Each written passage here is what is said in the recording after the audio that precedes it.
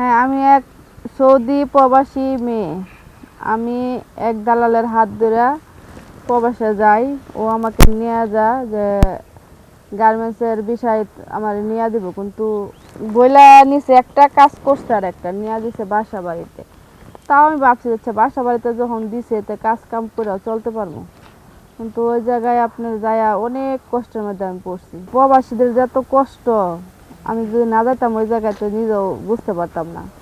তো মেয়েরা যা যত কষ্ট করে, কে কী করে টাকা উপার্জন করে বাড়িতে পাঠায়। আমি বাসা বাড়ির কথা কয়ে নিয়ে গিয়া তার বাপে আসে, আইসে হারে আমার সাথে খারাপ আচরণ করে, তার যত চাহিদা আছে সব পূরণ করে। আবার এনতে বাসা বাড়ির কাজকর্ম সব করা লাগে। আবার আসবো তার ছেলের কথা না শুনলে হ্যাঁ আমার উপর টর্চার করবো। এইভাবেই আমাদের এই প্রবাস জীবন কাটে। মানুষ তো মনে করে যে আমরা অনেক সুখে আছি প্রবাসে যায়, কিন্তু সুখ না। এইগুলা যে কত কষ্ট করে সহ্য করে আমরা টাকা উপার্জন করে আনি, কি করব যায় আর ঠেকছি। ওখানে মা বাপ আছে, ফ্যামিলি আছে, সবাই আছে, তাদের মুখের দিকে তাকাই আমাদেরকে এই কষ্টটা সহ্য করা। ওখানে আমি বাংলাদেশে ফিরে আসতে চাই, আইসা হারে আমি ভালো যদি একটা ছেলে পাই তাহলে বিয়ে করে সংসার করতে চাই, আর প্রবাস মবাসে যাইতে চাই না। আচ্ছা, কত টাকার দিয়ে গেছিলেন আপনি? মেয়েদের বেশি টাকা লাগে না, 40,000। 40,000 টাকা লাগছিল। আচ্ছা, তো এখন আপনার এই 40,000 টাকা আপনি আগে কি কাজ করতেন? আগে তো যে টেক্সটাইল সুতার কোম্পানির চাকরি করতাম। আচ্ছা, তো এখান থেকে আপনি এখন সৌদি গেছিলেন কতদিন? সৌদি গেছিলাম 5 বছর থেকে এলাম সৌদি, 5 বছর। 5 বছর সৌদি আরব ছিলেন। দালালের মাধ্যম দিয়ে গেছিলেন? হ্যাঁ, আমাদের এলাকারই দালালটা পরিচিত হয়ে নিয়ে গেছিল, যে গার্মেন্টসের বিষয় নিয়ে গেছিল বললা। গার্মেন্টসের বিষয় দেবে এটা বলে? আপনারা একসাথে কয়জন মহিলা গেছিলেন?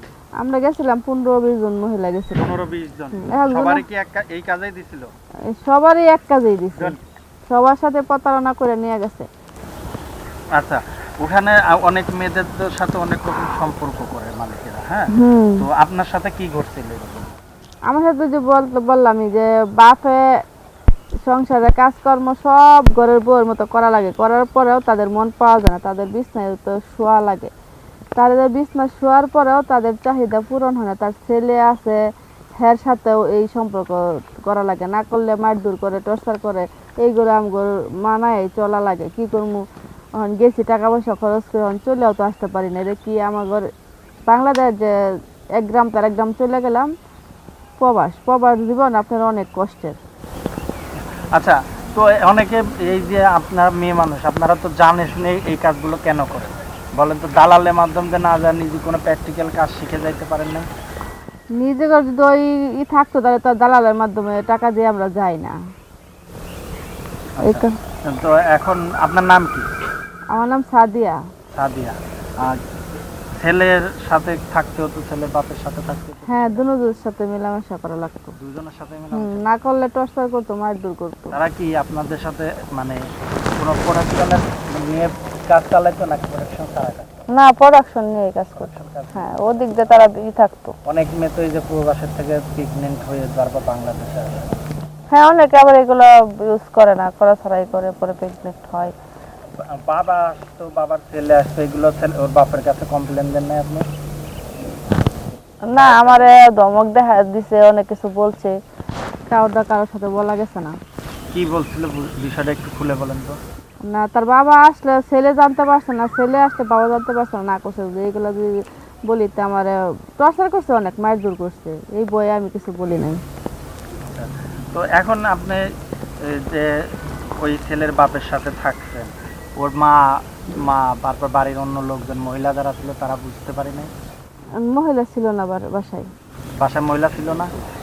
তারা কি নেশাগ্রস্ত থাকতো নাকি? হ্যাঁ, তারা নেশা, মাঝে মাঝে নেশা করতো, বাপ ছেলে দুজনে নেশা করে তো। এমনি তো থাকতো। নাস্তা গানা করতো, এগুলো করতো? হ্যাঁ, ক্লাবে যাইতো। কেমনে কি বিষয়টা একটু খুলে বলেন তো। এই ক্লাবে যায়, হেরা বড় লোক মেয়ে আছে এদের সাথে যে নাচ গান করতো, করে হেরা বাড়িতে পরে যে আমার সাথে এগুলো করতো। তো আপনি এই যে কাজগুলো করছেন, দালালের সাথে যোগাযোগ করার চেষ্টা করেন না? দালালরা বলেন নাই?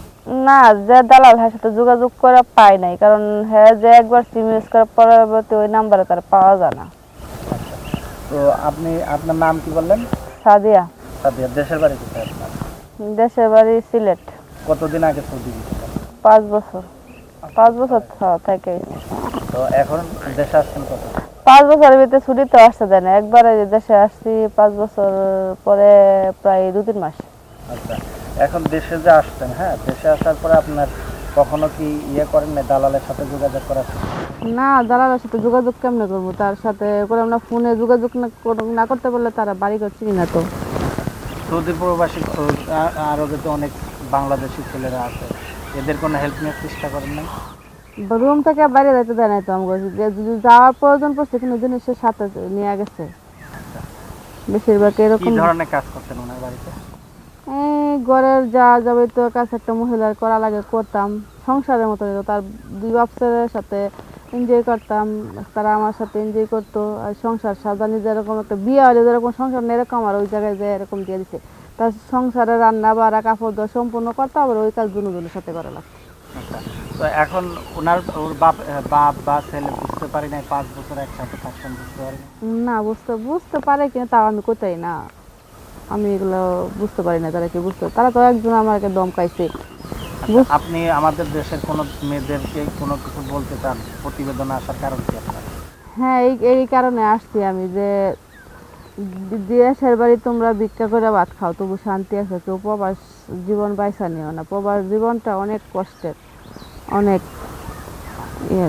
তো দর্শক, আমরা অনুষ্ঠানের একেবারে শেষ করতে আমরা বিভিন্ন সুযোগে বিভিন্ন মানুষের জীবনের গল্পগুলো আমরা তুলে ধরি, বিভিন্ন আকৃতিতে কোনো ঘটনা বাস্তবতার সাথে মিললে যদি কোনো কারো